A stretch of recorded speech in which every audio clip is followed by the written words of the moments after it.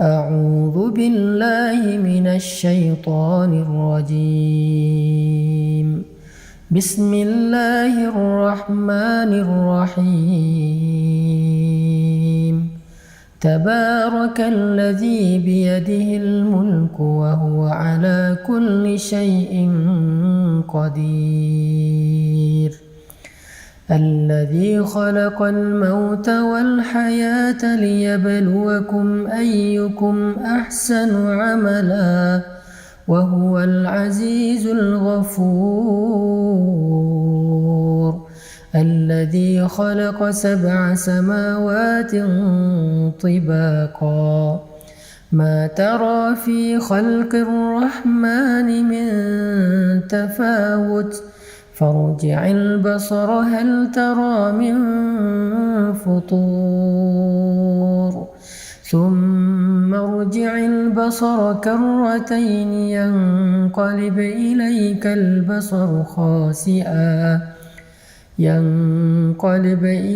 البصر خاسئا وهو حسير. ولقد زينا السماء الدنيا بمصابيح وجعلناها رجوما للشياطين وأعتدنا لهم عذاب السعير. وللذين كفروا بربهم عذاب جهنم وبئس المصير. إذا ألقوا فيها سمعوا لها شهيقا وهي تفور تكاد تميز من الغيظ كلما ألقي فيها فوج سألهم خزنتها ألم يأتكم نذير. قالوا بلى قد جاءنا نذير فكذبنا وقلنا ما نزل الله من شيء إن أنتم إلا في ضلال كبير. وقالوا لو كنا نسمع أو نعقل ما كنا في أصحاب السعير فاعترفوا بذنبهم فسحقا لأصحاب السعير. إن الذين يخشون ربهم بالغيب لهم مغفرة وأجر كبير. وأسروا قولكم أو اجهروا به إنه عليم بذات الصدور. ألا يعلم من خلق وهو اللطيف الخبير. هو الذي جعل لكم الأرض ذلولا فامشوا في مناكبها وكلوا من رزقه وإليه النشور. أأمنتم من في السماء أن يخسف بكم الأرض فإذا هي تمور أم أمنتم من في السماء أن يرسل عليكم حاصبا فستعلمون كيف نذير. ولقد كذب الذين من قبلهم فكيف كان نكير. أولم يروا إلى الطير فوقهم صافات سماوات ويقبضن ما يمسكهن إلا الرحمن إنه بكل شيء بصير أمن هذا الذي هو جند لكم ينصركم من دون الرحمن إن الكافرون إلا في غرور أمن هذا الذي يرزقكم إن أمسك رزقه بل لجوا في عتو ونفور أفمن يمشي مكبا على وجهه أهدى أمن يمشي سويا على صراط مستقيم قل هو الذي أنشأكم وجعل لكم السمع والأبصار والأفئدة قليلا ما تشكرون قليلا ما تشكرون قليلا ما تشكرون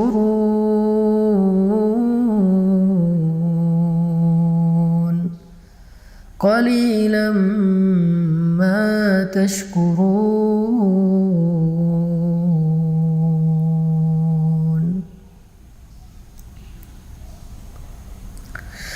قل هو الذي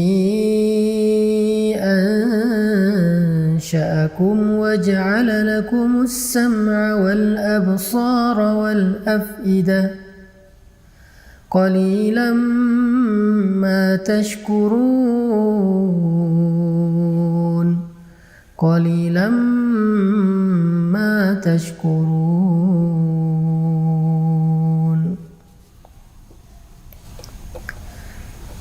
Katakanlah, dialah yang telah menciptakan kalian, lalu menjadikan untuk kalian pendengaran, penglihatan, dan hati, dan akal fikiran. Tetapi sedikit sekali dari kalian yang mensyukurinya. Ini ayat kita banget ya, karena kita juga sering ngerasa pendengaran kita belum dipakai untuk ibadah, penglihatan kita belum dipakai buat ibadah, dan pikiran kita juga masih jarang banget dipakai buat ibadah. Kita malah lebih sering memakai telinga dan pendengaran kita buat dosa. Kita sering menjadikan pandangan kita itu hanya melihat hal-hal yang dilarang oleh Allah. Dan pikiran kita sering lupa kepada Allah. Kita sering ingat hal-hal yang lain, kita ingat makhluk, kita terus ingat orang yang kita cintai, tapi kita sering lupa sama Allah. Itulah kenapa kita dikatakan qalilan ma tashkurun, sedikit sekali yang mampu kita syukuri dari nikmat-nikmat Allah. Ini salah satu renungan penting di surat Al-Mulk.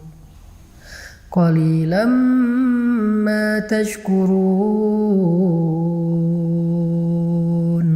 qalilan ma tashkurun. قل هو الذي ذرأكم في الأرض وإليه تحشرون ويقولون متى هذا الوعد إن كنتم صادقين قل إنما العلم عند الله وإنما أنا نذير مبين فلما رأوه زلفة سيئت وجوه الذين كفروا وقيل هذا الذي كنتم به تدعون قل أرأيتم إن أهلكني الله ومن معي أو رحمنا فمن يجير الكافرين من عذاب أليم. قل هو الرحمن آمنا به وعليه توكلنا فستعلمون من هو في ضلال مبين قل أرأيتم إن أصبح ماؤكم غورا فمن يأتيكم بماء معين. Di ayat terakhir ini Allah nanya sama kita tentang kekuasaannya. Karena Allah pengen kita nggak ragu sama sekali tentang Allah itu maha kuasa. Allah itu bisa apa aja yang dia kehendaki. Sehingga harusnya kita berserah diri kepada Allah. Makanya Allah nanya di ayat terakhir, coba kalian sebutkan, kalau sumur kalian menjadi kering, kalau tanah kalian menjadi gersang, kalau sungai-sungai kalian nggak lagi mengalir, maka siapa yang mendatangkan untuk kalian air yang jernih? Siapa yang menurunkan hujan? Siapa yang menjadikan tanaman-tanaman kita bisa tersirami dengan air lalu tumbuh dan kita menikmati hasilnya? Siapa yang menjadikan sumur-sumur kita menjadi penuh?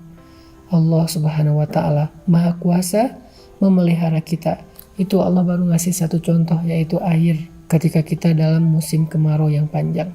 Kalau dalam contoh ini aja kita yakin bahwa Allah Maha Kuasa, Allah lah yang selama ini ngasih kita rezeki, ngasih kita pemeliharaan.